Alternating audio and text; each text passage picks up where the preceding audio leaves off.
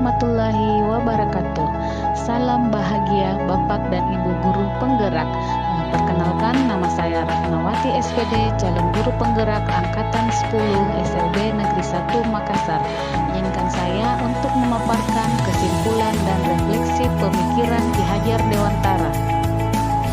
Dengan pertanyaan pemantik yang pertama, yaitu apa yang saya percayai tentang murid dan pembelajaran di kelas sebelum saya mempelajari modul 1.1. 2.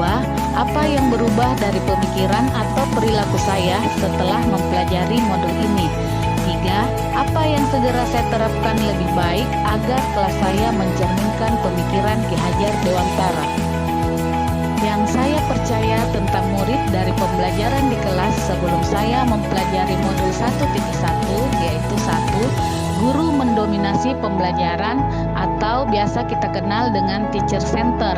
Kedua, pembelajaran hanya berfokus pada ketercapaian materi dan KKM atau biasa kita sebut dengan aspek kognitif anak. 3. Guru kurang memahami karakteristik anak. 4. Siswa pasif dan motivasi belajar siswa sangat rendah. Yang kelima yaitu suasana kelas yang tertib, tenang, dan anak-anak yang memahami materi adalah fokus utama bagi saya sebagai guru. Jadi, pendekatan pendidikan dan pengajaran dalam bentuk sebatas pemberian materi, tugas, dan pemberian sanksi akan menimbulkan ketidaknyamanan dan menghasilkan pribadi pemberontak, cuek, malas, dan rendahnya daya juang serta jiwa berkompetensi dalam diri anak. Sistem Among menuntut kesabaran dalam penerapannya. Saya menyadari kekeliruan bahwa selama ini memandang anak sebagai objek dalam pembelajaran. Seharusnya merekalah subjek pembelajaran, merekalah pemegang kendali pembelajaran.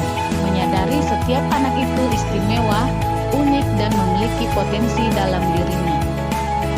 Apa yang berubah dari pemikiran atau perilaku saya setelah mempelajari modul ini?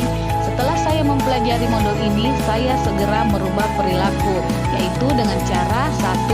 Mengemas pembelajaran secara menarik agar motivasi belajar siswa meningkat. 2. Memberikan kebebasan kepada setiap anak untuk menyelesaikan setiap tugas sesuai dengan bakat minat dan kreativitasnya masing-masing. Yang ketiga yaitu lebih cermat melihat bakat anak atau menuntun sesuai dengan kodratnya. Yang berubah juga adalah saya merasa tanggung jawab saya semakin besar dan selalu berusaha memberikan pelayanan yang terbaik. Dengan begitu, saya berusaha memberikan pembelajaran yang berpusat pada anak dengan mengutamakan kemampuan-kemampuan anak yang dimiliki dan menyesuaikan sesuai dengan kebutuhan anak, seperti Down syndrome, tunanetra, tunarungu, tunadaksa, tunagrahita, dan autis. Kedua, saya juga mulai membenahi mindset saya mulai dari diri sendiri. Dengan begitu, saya berusaha memberikan teladan yang baik dari cara bersikap dan bertutur kata, bahwasanya seorang anak mengamati perilaku kita dan menirunya. Oleh sebab itu, saya harus memiliki karakter yang positif agar anak sebagai peniru lebih berkarakter positif. Yang ketiga, saya juga mencoba menggali kodrat dan minat bakat anak, menyadari bahwa setiap anak itu adalah unik dengan segala kelebihan dan kekurangan yang mereka miliki. 4. Mulai belajar menuntun, mengarahkan dan membimbing mereka sesuai dengan kodratnya, tidak menjadikan KKM sebagai satu-satunya dasar pedoman berprestasi, melainkan membangun segala sesuatu yang mereka miliki. 5. Memberikan kebebasan bagi peserta didik seperti memberi kesempatan pada peserta didik untuk berbicara dan mengungkapkan perasaan serta ide-ide peserta didik. Dengan begitu, kita sebagai pendidik bisa menuntun mereka kepada tujuan pembelajaran sesuai dengan kemauan mereka, yang tentunya kemauan yang menumbuhkan sifat karakter positif anak.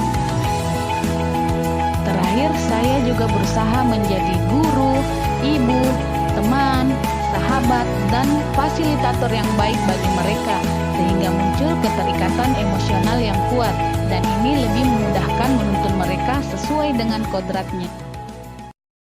Pertanyaan terakhir yaitu, apa yang dapat segera saya terapkan lebih baik agar kelas saya mencerminkan pemikiran Ki Hajar Dewantara?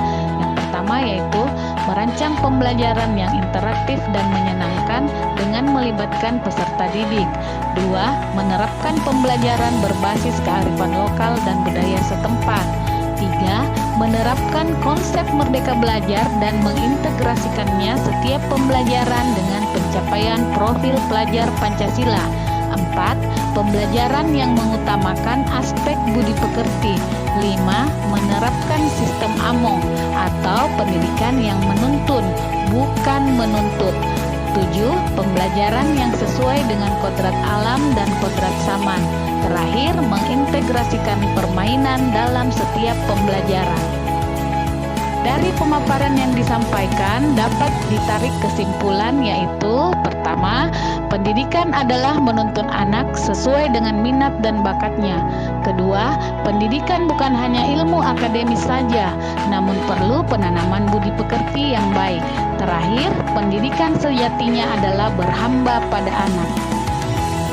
Terima kasih, salam guru penggerak, tergerak, bergerak, menggerakkan.